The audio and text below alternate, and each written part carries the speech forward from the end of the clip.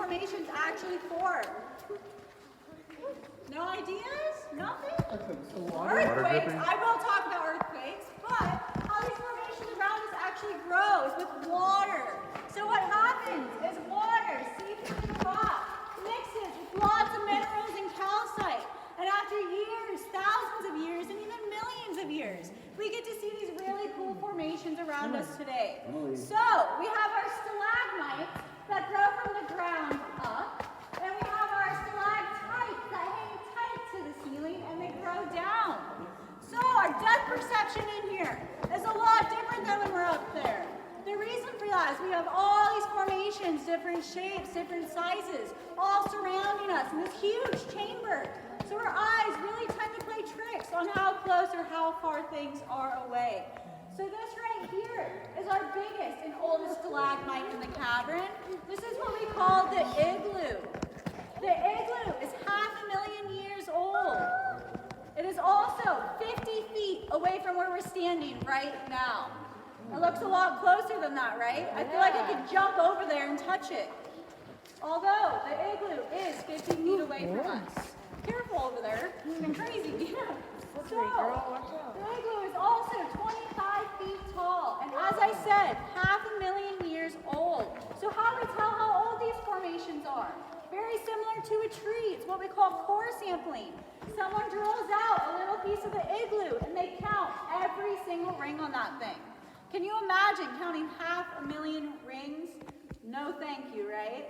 So these formations, they actually grow very, very slow. It's estimated they grow about 1/16 of an inch every year, estimated on rainfall. So if you take a look right here, we have what we call draperies, also known as cave bacon. These are sort of hollow, and if I actually took my flashlight and went all along them, it would make music. So I want to show you the evolution of draperies. If you take a look right behind us over here, we have very baby draperies starting to form. These are approximately 500 years old. We then have the parent draperies over here. These are anywhere estimated to be 3,000 to 5,000 years old. Then, again, we have the grandpa draperies, right, that are 500,000 years old. So if we take a look up, we can see a cool looking stalactite of what we call the screaming skull. I don't like Look that. at his spooky little face, right? So I will be turning the lights off on this tour. Oh, no. We'll get to see the screaming skull in the dark. It's extra spooky. Oh, God. 'Tis the season. So the screaming skull and the igloo will actually one day fully form into each other.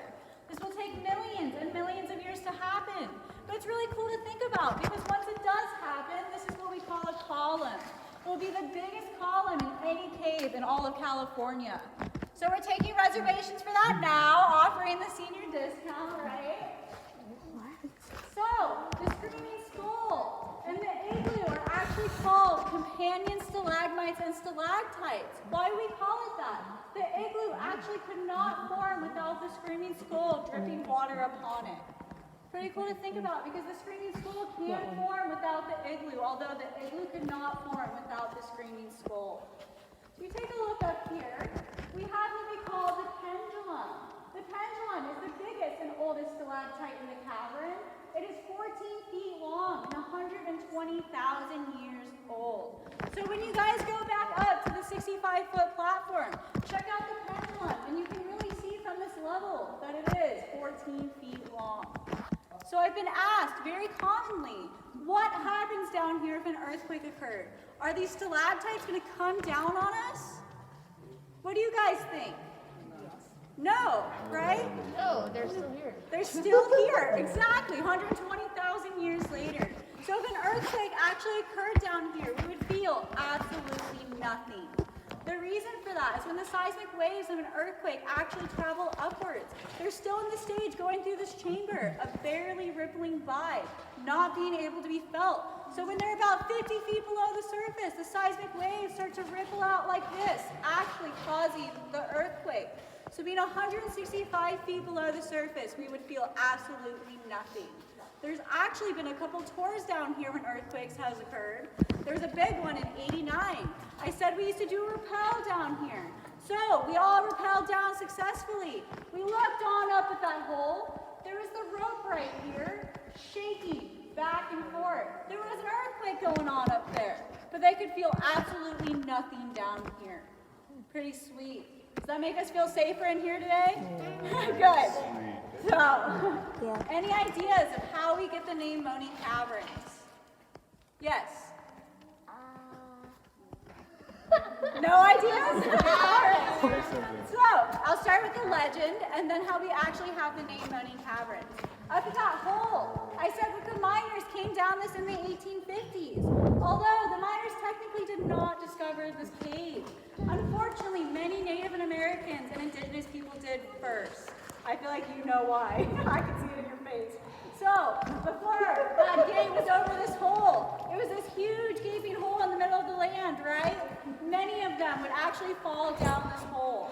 They would come down right here to what we call the bone pile, also known as Bone Rock. So if you take a look, I'm going to show you a couple real fossilized bones inside this rock. For those of you that can't see, I will show again. All right, show I'm this on slowly YouTube? zoom in on a kneecap. Dun, dun, dun, dun, dun, dun. Let me see. Right there, you see it? Don't drop your iPhone. That is the kneecap sticking out and all knobby right there. Then right on top of the rock where it is curved, that is a femur. So they have also found a 12,000-year-old skull down here, an 8,000-year-old shell necklace, oil lamps from the miners, and arrowheads from the Native Americans. So what they actually believed was there was a stone monster that lived down here by the name of Chulumche. Chulumche supposedly used to leave the bone pile right out that hole, grabbing people down, bringing them to their death where they believed our moaning noise was coming from. Lucky for us today though, right? Chulumche's not real. Yeah. Right? Yeah, don't be scared. No Chulumche. So if we take a look right here, we have this beautiful formation of what we call the chocolate waterfall. I like it. Chocolate waterfall. Right? So the chocolate waterfall, how it's brown. There's an iron deposit up here, and when it rains, it drips all along this formation, actually changing its color. So also when it rains, if you take a look right here, we have these awesome looking draperies. They tend to drip right into these bottle-shaped holes to where it creates the moaning noise. This moaning noise actually used to be able to be heard a quarter of a mile outside of the cave. Evidence and theory suggests that when people were actually falling down this hole, it was the moaning noise drawing them in.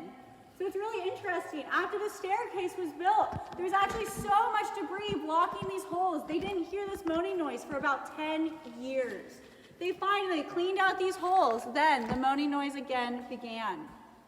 So how these holes are actually able to make this noise.